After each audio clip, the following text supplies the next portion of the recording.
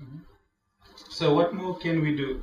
Last winter, a female polar bear swam for 9 days before she could find solid ice to stand on. By the end, she had lost 20% of her body mass and her young cub had drowned. If you feel sorry for the bear, ask yourself why. Is it because she suffered needlessly due to human activity? But that reason is no good. Every year, humans confine and kill over 65 billion land animals, and the fates of the polar bear and food animals are more entwined than their pointless suffering.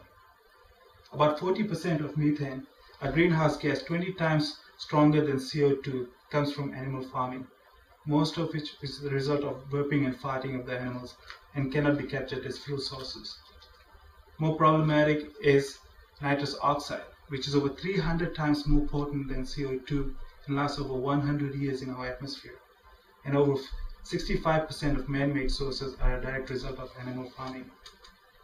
The UN came out with a report stating that emissions from farm animals are more than all of transportation combined.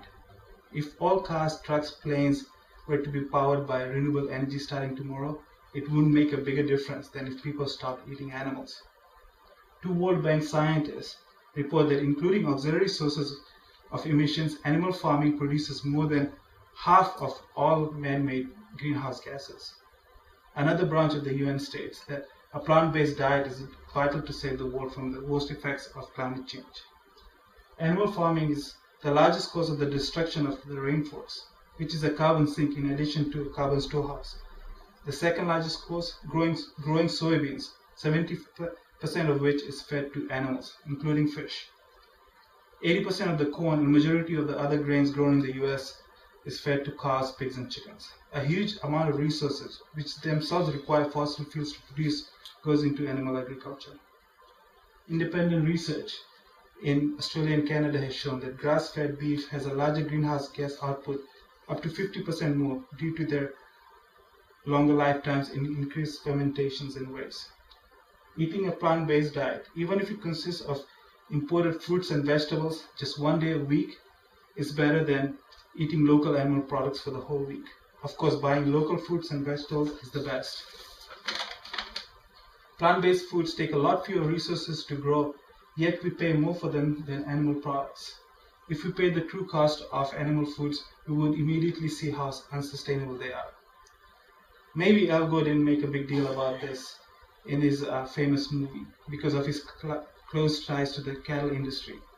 Climate scientists, however, agree that eliminating animal products is the single best thing one can do for the environment. Fish play a critical role in preventing the acidification of the oceans due to the increased levels of CO2 in the atmosphere. Unfortunately, since 1950s, over 90% of the world's fish population is now gone, and the number keeps increasing. In the next 40 years, we will need to produce as much food as was produced in the last 8,000. The growing affluence of countries like China and India has its citizens demanding more animal products, which are without question unsustainable.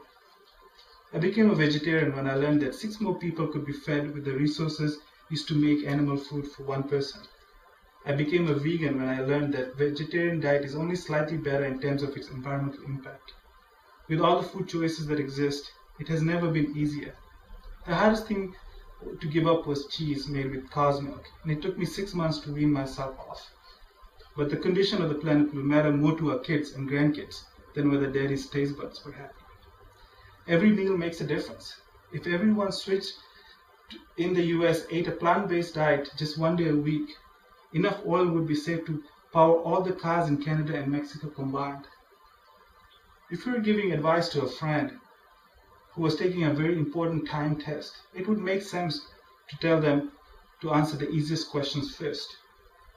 Which is easier, waiting for government and industry to make renewable energy ubiquitous and affordable for everyone, who knows when, or to change one's diet, which will have a bigger impact and that anyone can do starting in less than a week? I probably sound as crazy to some of you as we all do to climate change deniers, but the evidence speaks for itself, and I can only hope that enough people are paying attention to do something about it.